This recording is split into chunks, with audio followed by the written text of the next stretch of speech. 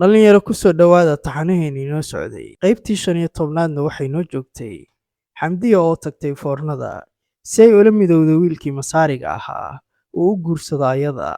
laakiin intaa kadib maxaa dhacay? marka hore waxaan idinka codsanayaa inaad muuqaalkeena laag saartaan, sidoo kalena aad janalkeena ku soo biirtaan idinka. xalqadeennii horena waxay ku dhammaatay iyadoo su'aalo badan laiska weydiinayo mas-uuliyad darrada iyo taxadar la'aanta xamdiya. qaybtan cusubna waxaan isku dayaynaa inaan uga jawaabno su'aalaha oo dhan. xamdiyana foornada markay gudaha u gashay, wiilkaa wuxuu iyada weydiiyey gabadhan ciday u tahay ayada. isla markiina waxay u sheegtay gabadhan inay dhashay ayada. isla markiina ninkaa isagoo ayada la yaaban wuxuu ku yidhi horay miyaa u soo guursatay? xamdiyana waxay ugu jawaabtay haa, ninkaygii hadda wuu shahiiday asaga. intaa kadibna wuxuu ku yidhi maxaa gabadhaada yar u soo qaadatay? sababtoo ah waxaan rabay labadeenna oo keliya inaan wada hadalno annaga. xamdiyana wiilkan waxay u sheegtay inaysan jirin meel dambay u laabanaysa ayada. inkastuu la yaabay wiilkanna wuxuu ku yidhi qolka horay u soo gal si aan u wada sheekaysano. waqtigaana labadooda intay wada doodayeen oo ay arrintan isku fahmi weysanaayeen, si lama filaana waxaa ayaga albaabka ugu soo garaacay nin askari ah. wuxuuna ku yidhi albaabka fura intaanan soo jabin ka hor. markay ninka askariga albaabka ka fureenna, intaa dabadeedna ninka askariga wuxuu aayay xamdiyo asagoo kule doqon yahay maxaa halkan ka qabanaysa adiga.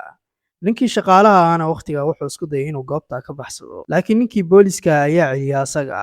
askarigana waqtigaa isagoo aad u xanaaqsan wuxuu yidhi gabadhan iyo gabadheedaba sidee halkan ku yimaadeen? waqtigaana wiilka foornada saaxiibkii ayaa soo hadlay asagoo le imise jar ayay dumarku halkaan yimaadaan ayagoo rooti doonaya. sargaalkuna waqtigaa maadaamuu arrintaa been u arkay wuxuu ku yidhi siday ku dhacday gabadhan yar inay foornadan hurdo? aniguna hadda waxaan aad uga shakisanahay gabadhan iyo gabadha yar ee wadataba inaysan foornadan u imaanin inay rooti iibsadaan oo ay wax kale u yimaadeen. si kastaba ha ahaatee xamdiya iyo saaxiibkeed maadaama uu waqtigaa hadalkooda rumaysan askariga, wiilkii kale ayuu weydiiyey waxa meeshan ka dhacay. si kastaba ha ahaatee wiilkii kale waqtigaa wuxuu sheegay saaxiibkii inuu dhibaatadan oo dhan uu dhexda ka geliyo asaga.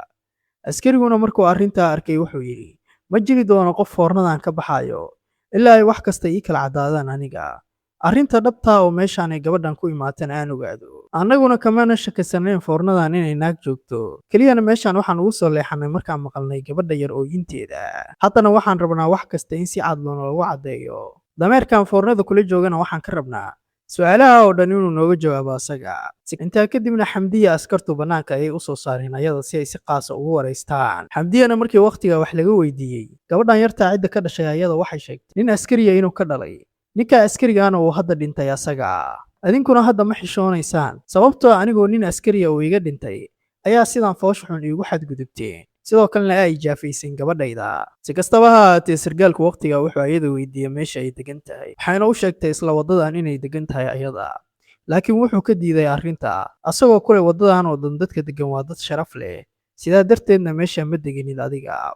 xamdiyana markay hadalkaa maqashay way oysay ayada. intaa kadibna waxay tiri beenku uma sheegayo, anigu waxaan deganahay waddadan guri ku yaala, qoys sharaf leh ayaana ka soo jeedaa aniga. qoyskayguna hadday ogaadaan arrinta ay igu eedaynaysaan ee ceebta, nolosha ayay igu gubayaan ayaga. sidaa darteedna hadda waxaan idinka codsanayaa inaad kiiskan laashaan oo aad beenta iga daysaan aniga. si kastaba ha ahaatee sargaalku maadaama uu gabadhan indhaheeda ka arkay daacadnimo badan wuu sii daaya ayada. waqtigaana sargaalku sidoo kale wuxuu ayada ku yidhi hadday arrintaa mar dambe soo laabata xabsiga ayaan ku dhigayaa. xamdiyana ugu dambayntii waxay isaga u sheegtay goobtan rooti oo keliya inay u timi, wax kalena aysan doonayn ayada. si ay arrintaa u caddaysana waxay iyaga u geysay islaantii farmaajada gadaysay. islaantaana waxay u markhaati furtay ayada ayadoo sheegaysa gabadhan mar walba inay meeshaan imaato ayadoo farmaajo iyo rooti doonayso, sidaa darteedna hadalkeedu waa run. gabadhanna waa qof sharaf leh oo qoys sharaf leh ka soo jeeda, sidaa darteedna idinkama yeelayo inaad ku xadgudubtaan idinka.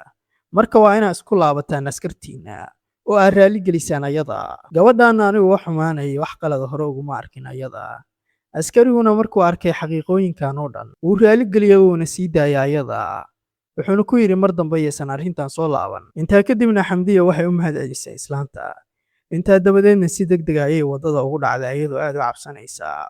waqti kadibna guriga ayay ku soo laabatay ayadoo si taxadir leh isaga eegaysa hareeraha si uusan qof gurigaa joogo uusan u arkin ayada. ugu dambayntiina waxay ku guulaysatay ayadoo uusan qofna arkin inay qolkeeda gasho. goob kalena waxaan aragnaa fariida oo la hadlaysa kariim kuna leh halkee u socotaa hadda. isla markiina wiilka hooyadii wuxuu u sheegay inuu shaqada ka daahay sidaa darteedna uu hadda rabo inuu si degdeg u baxo asaga. Markaan mar kale ku laabana xamdiyana hadda waxay aad uga qoomameynaysaa waxay samaysay ayada, sidoo kalena waxay aad uga welwalaysaa wiilkii ay wax ka dhexeeyeen ayadoo niyadda ku haysaa marun inay la midowdo asaga oo ay dalkan isaga tagto, sidoo kalena ay wiilka iyo ayadaba isguursadaan oo ay dalkiisii Masar wada aadaan ayaga. Haddaysan maanta naagta farmaajada gadaysa aysan i badbaadin lahaynna dhibaato weyn ayaan dhexda ka geli lahaa aniga. Alxamdulillaah haddana waxaan ka badbaaday arrinta.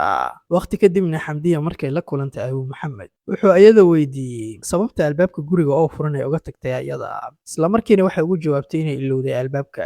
Dhinaca kalena waqtiga waxaan aragnaa Faadil uu ku jeesjeesayay saaxiibkii. Waqtigaana si lama filaana waxaa goobta u yimi ninkii maqaayadda lahaa, wuxuuna ayaga ku yidhi berito aniga ayaa ii casuumantihiin adinka. Sidoo kalena waqtigaa Faadil wuxuu asaga ku amray naagta farmaajada gadda inuu u tago si uu farmaajo badan uga soo iibiyo asaga maadaama ay kastamarka u baahan yihiin. Maalintii xigtana waxaan aragnaa xamdiya oo mar kale wadata gabadheedii yaray, haddana waxay aad weli niyadda ugu haysay musiibaday ayada ka badbaaday shalay iyo siday naagta farmaajada gadaysa ay u badbaadisay ayada. Waqti kadibna markay naagta u tagtay waxay weydiisay wax wiilka foornada kala dhexeeya ayada, isla markiina waxay u sheegtay inaysan waxba kala dhexaynin wiilka. Waqtigaana gabadhaa si lama filaana waxaa ugu yeeray wiilka foornada, wuxuuna ku yidhi shalay musiibadiina soo wajahday ilaahay ayaa naga badbaadiyay annaga, dhibaato weyn ayaana dhexda naga geli rabtay adiga. goob kalena waxaan aragnaa Kariim oo maanta aad u soo labistay si uu ula kulmo gacalisadiisa. goor hore ayuuna shaqadiisa soo aaday, ujeeddada uu u socdana shaqada oo keliya ma ahayn, sidoo kalena waxay ahayd inuu soo arko gabadhii uu jeclaa ee Saara. goob kalena markaan ku laabana guriga Abu Maxamed waxaan aragnaa salgaalkii ahaa Cisaam oo hadda kasoo laabtay furinta, sidoo kalena u muuqda qof xanaagsan. si kastaba ha ahaatee qoyskiisa way soo dhoweeyeen asaga. habeenkii markii la gaarana waxaan aragnaa Faadil iyo Fariida iyo Kariim oo wada cashaynaya. waqtigaana Kariim waalidiintii wuxuu u sheegay hadda inuu ka baxay shaqadii xamaaliga ahayd, shaqo cusubna uu helay asaga.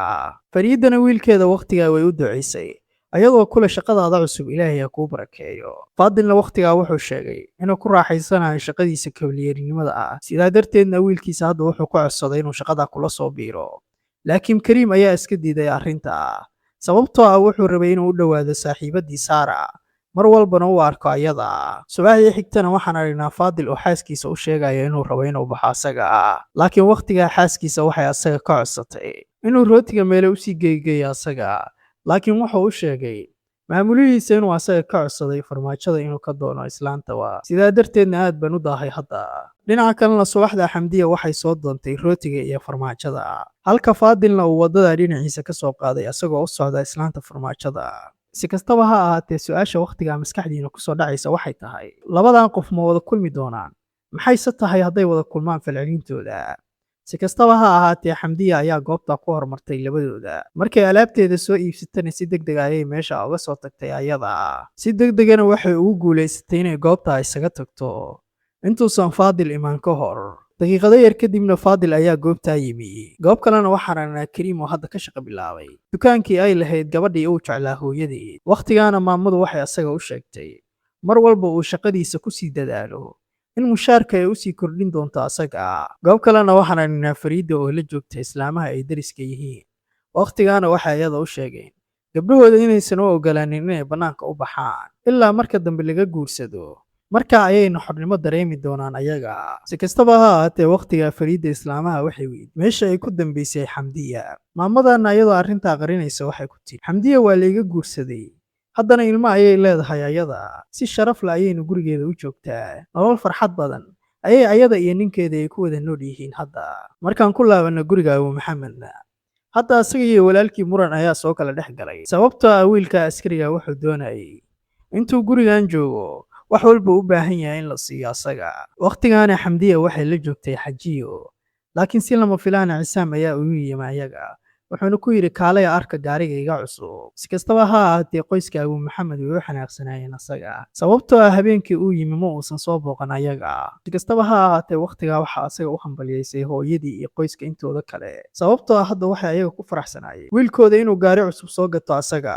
goob kalena markaa maqaayadda ku laabana waxaan aragnaa ninkii iska lahaa milkiilihii maqaayadda oo Faadil u sheegaya xaaskiisa inay ka caawiso shaqada, laakiin waqtigaa Faadil ninkaa wuxuu ugu jawaabay inuusan doonaynin inay xaaskiisa shaqayso sababtoo ah xaaskayga in badan ayay horey iigu soo shaqaysay aniga, haddana way yara xanuunsan tahay, mana doonayo inay shaqayso ayada, maadaama ay muddo dheer u soo xamaalaysay reerkeenna. goob kalena waxaan aragnaa Cisaam iyo saaxiibadii oo aad u faraxsan, maadaama hadda wiilkan uu gaari cusub soo gatay asaga. sidoo kalena wakhtigaa wuxuu ayada u sheegay gaarigan inay dalxiis ku wada aadi doonaan arooskooda. habeenkii markii la gaarana faadil saaxiibkii iyo milkiilihiisa waxay u xanaaqeen asaga, maadaama uu diiday xaaskiisa inay hawsha ka caawiso asaga. sidoo kalena faadil wakhtigaa wuxuu sheegay maanta kadib inuusan ogolaanin xaaskiisa inay dad qadaama ahaan ugu shaqayso ayada, sababtoo ah shaqada waa mid aad u xun, mana doonayo xaaskayga inay ku laabato ayada. markaan ku laabano guriga Abu Maxamedna, qoyska buuq ayaa soo dhex galay ayaga, maadaama ay wakhtigaa iskhilaafeen Cisaam iyo walaalkii ka weynaa Maxamed. si kastaba ha ahaatee Xijiya wiilkeeda Cisaam waxay u sheegtay walaalkii ka weyn inuu xushmeeyo, sidaa darteedna uu ka aamuso asaga. Cisaamna wakhtigaa wuu aamusay wuxuuna isaga tagay goobta. si kastaba ha ahaatee Maxamed wakhtigaa waxay isku dayday inay arrinta walaalaha dhex gasho ayadoo heshiisiinaysa, laakiin Maxamed wuxuu u sheegay arrintan inaysan faraha la soo galin ayada. goob kalena markaan ku laabano Fariida, ninkeeda wuxuu ayada weydiiyey rootiga siduu ugu gadmo ayada, wakhtigaana waxay u sheegtay inuu ugu socdo si dhexdhexaad ah. aniguna waxaan macallin ku ahay dhaqaalaha iyo shaqadanba, waxaana rajaynayaa mustaqbalka inaan ganacsigan ku guulaysto aniga. si kastaba ha ahaatee ninkeeda wakhtigaa wuxuu ayada u sheegay inuusan doonayn maanta kadib inay dibadda uga soo shaqayso asaga. wakhti kadibna guriga Abu Maxamed markaan ku laabano, waxaan aragnaa Cisaam oo wakhtigiisa la gaaray, haddana doonaya inuu macsalaameeyo hooyadii. intaa kadibna wiilkaa wuxuu macsalaameeyey dumaashadii ee dhammaan qoyska intooda kale, iyo Xamdiya iyo gabadheedaba.